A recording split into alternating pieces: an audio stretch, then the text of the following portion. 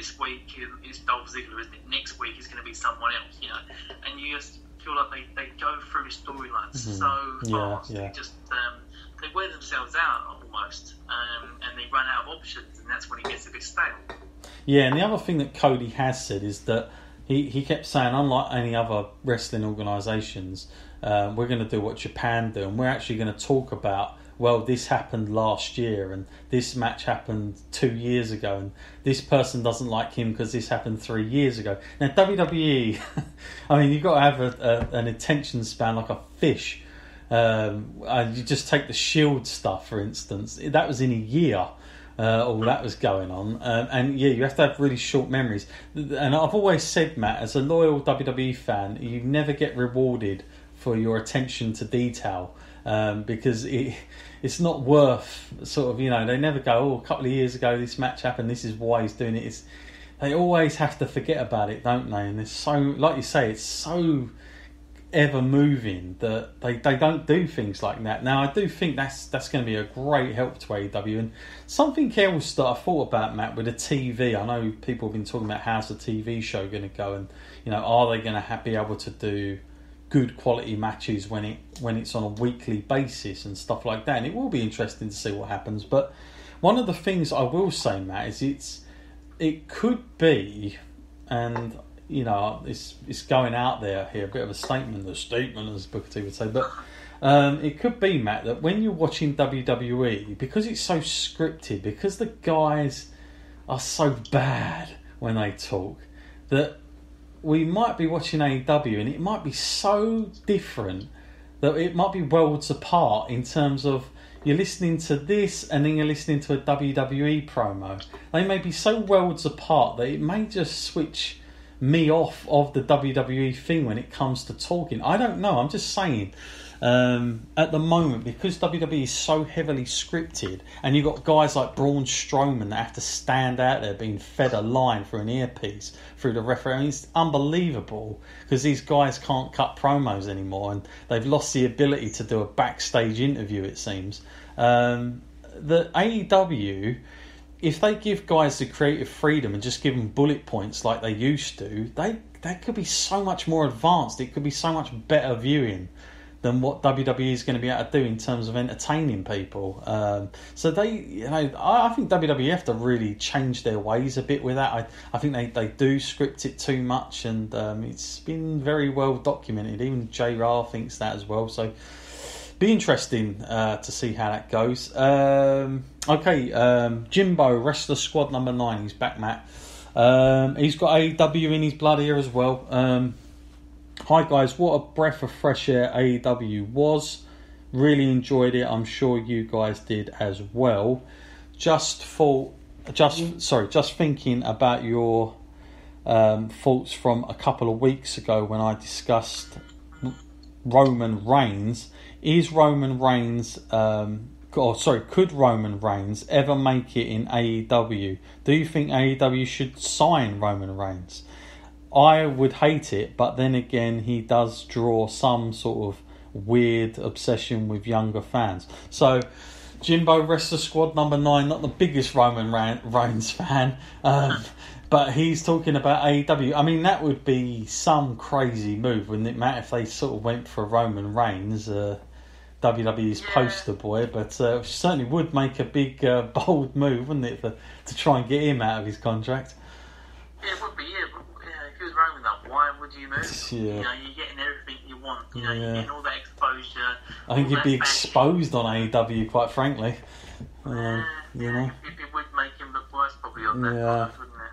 Yeah, I think one thing has come across here on AEW is that the look of the guys, Matt. There's nobody sort of 6'4", 6'8", is there on that card? I mean, it's very much a roster of, smaller guys, shall we say, the CM Punk sort of version of guys.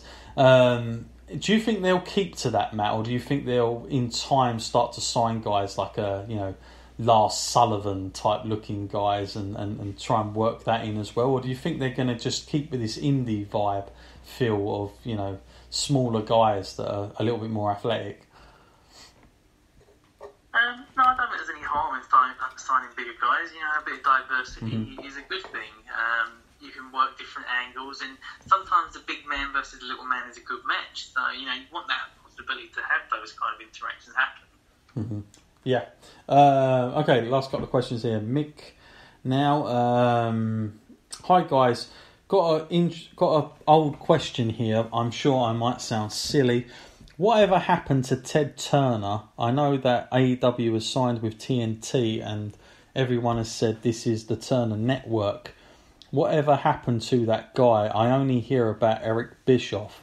Why did WWE not sign Ted Turner? Hang on a minute. Well, first and foremost, Mick, there's no way that would have happened, because Ted Turner, he wasn't... this guy's I tell you what, go and watch Ted Turner. There is a good documentary, actually, of Ted Turner on YouTube. It's absolutely free. It's about 40 minutes. And it shows you how he grew his empire on Turner Network television. Because, in a weird way, in television, he kind of done what Vince done for wrestling. He started in his own sort of backyard, sort of state television, as it was back then. And then, he literally went to cable, and he was one of the first guys to sort of ship everything out. Cartoon Network, Time Warner, all the films they used to do and stuff like that. So Warner Brothers, he was quite a big deal on TV, films, that kind of stuff, and had certain shows on it. So he was his own kind of thing, and that channel was his baby. And then, he liked wrestling, but I don't think he liked it enough to be sort of going out in the ring and cutting promos and stuff like that. Let's put it that way. But, the story goes, and, I'm sure most people know AOL, Matt. Remember AOL? At one time, the internet provider, I used to have them, by the way, dial-up. My God, it was awful. The chat rooms, oh my goodness. But anyway, AOL, they merged with Time Warner, and unfortunately, as you'll see in this documentary as well, Ted Turner basically got outnumbered by the board, and he was phased out very quickly. So is Turner Network Television, it's still their best channel, still to this day, is TNT, so it's still widely regarded. But Ted Turner never really sort of came back or wanted that wrestling sort of stuff after with WCW, but there's no way he would have gone there. But he's not involved in it now, but you can still hear of him, and he still does talk about his Empire days. Matt, is there you remember much about Ted Turner back from the days or since? He was a good character, wasn't he? He was definitely had that competitive side to him, and if someone else hadn't pulled the trigger, this feud could have still been going on. No, absolutely. It would have still been there. And I've got to say, it's myself and Matt are from a generation where we did have two big companies, and at one time when I grew up, it wasn't like one was better than the other. They were both very equal to me. I never really sort of looked at either or as bigger or less. I just thought they were two different companies, because they were quite unique to themselves. I did like more guys in WWF, like more fan favourites for me as a kid in WWF. But when I was very young, it's guys like Sting, and when the Road Warriors were in WCW, like with the painted faces and Flair, and that, I mean, they certainly did. I did have sort of a huge, and plus they used to be on ITV, believe it or not, as well. That's how I sort of first got into some of the wrestling stuff, because they had a deal on ITV back in the day as well. Don't know if you remember that, Matt, but could be telling my age here and all this, I think. I remember you used to watch it on Channel 5, that's what I used to see. So I mean, they were around, and so all the stars. Okay, we're going to wrap it up there, Matt, for all the questions. I want to thank everybody who emailed in. Thank you for all your stuff.